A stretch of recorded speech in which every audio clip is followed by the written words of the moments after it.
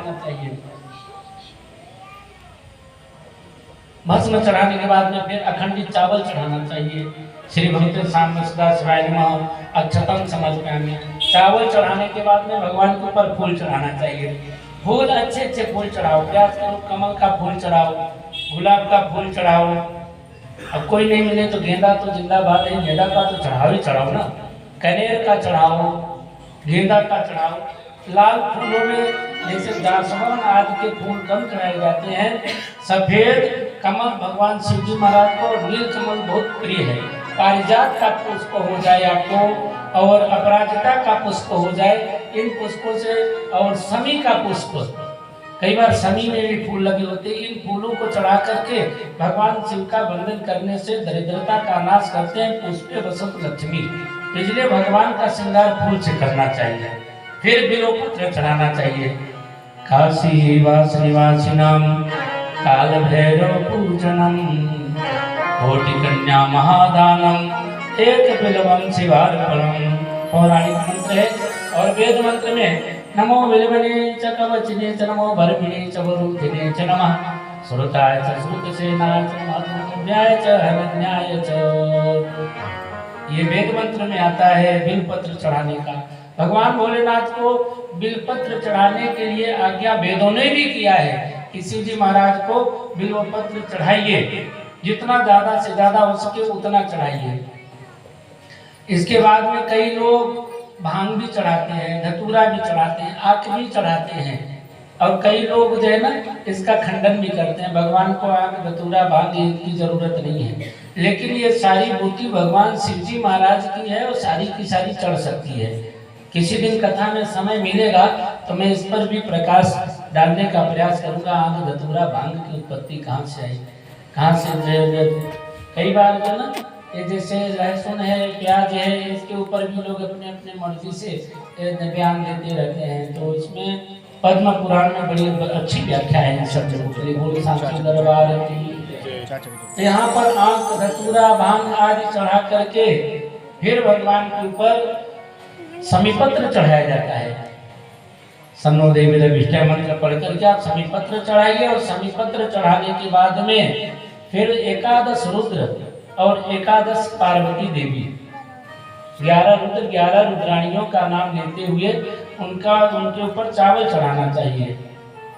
ओम अघोराय नमः, पशुपते नमः, ओम शिवाय नमः, महेश्वराय नमः, इस तरह से शूलपाणे नमः, ये एकादश रुद्र का नाम लेकर के उनका पूजन करना चाहिए। एकादश रुद्र, और उसके बाद में भगवान के जो ईशान्य आदि में दिशाओं में जो 8 विभूतियां 8 मूर्तियां भगवान की, उनका भी पूजन करना चाहिए। फिर इसके बाद में 5 भगवान के सद्यो जातनात् मुख होते हैं, उत्तर मुख, पश्चिम मुख, दक्षिण मुख और पूर्व मुख, अनंत मुख। ये 5 मुखों का कल वर्णन किया था। इनके नाम क्या है ना?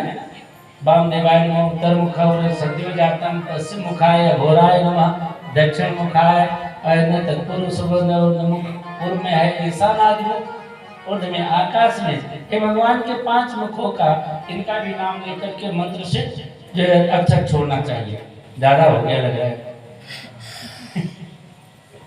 ज्यादा हो गया, लेकिन मुझे सुनाने का पुण्य तो मिलने वाला है ना, तुम्हें भी सुनने का पुण्य मिलने वाला है। ज्यादा हो जाए तो कोई बात नहीं। इसके बाद में फिर अबीर गुलाब आदि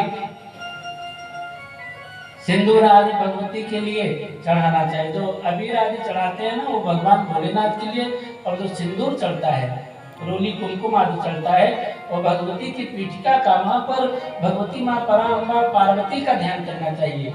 ये सिंदूर, ये रोली कुमकुम, ये जो भी चढ़ा रहे हैं, वहाँ पर श्रृंगार पीठिका है तो वो भी भगवती को स्मरण करते हुए चढ़ा देना चाहिए गौरी के निमित्त में। उसके बाद में धूप दिखा करके आरती करें, फिर घृत से आरती करें। घृत से आरती करने के बाद में फिर जितने भी आपने पकवान बनाए हैं वो सारे पकवान भगवान भोलेनाथ को चढ़ा करके प्रार्थना करें, वंदन करें। दक्षिण कि जो पान खाते हुए कथा सुनता है उसको दोष लगता है। और हमने कहीं पर पूजा कराते हुए एक जन को कहा कि पूजा कराते समय एक पान नहीं खाना चाहिए। बोले भगवान को भोग लगता है, शुद्धि होती है पान से, तो क्यों नहीं खाएं? तो शिव पुराण में महात्म में 6ठे अध्याय में बड़ा सुंदर निषेध किया इसने कि पान खाया हुआ भी कथा नहीं सुन सकता। अब मेरे को जो है ना, मैं इस बात को हर बार पार कर जाता था, लेकिन इस बार मैंने अंडरलाइन किया इसको, अंडरलाइन करके ये जो है मैं इसलिए कि जो विद्वान मूर्तियां बैठी, ये इसका जगह भी बताया कि 6ठे अध्याय में, श्लोक संख्या भूल गया मैं, 6ठे अध्याय में महात्मा के है बड़ा सुंदर प्रसंग इसमें कि मोक्ष शुद्धि के लिए भगवान को तांबूल खिलाइए, और भगवान को तांबूल खिलाने के बाद में दक्षिणा चढ़ाइए, दक्षिणा चढ़ा करके भगवान की सुंदर प्रार्थना करिए। जो भी आपको सुंदर प्रार्थना आता है सुंदर प्रार्थना करिए। वैसे तो मानस पूजा करनी चाहिए। रत्नैः कल्पितमासनं हिमजलैः स्नानं च दिव्याम्बरं नानारत्नविभूषितं मृदमरात् चंदनम जाति चंपकबिल्व। ये प्रार्थना करिए।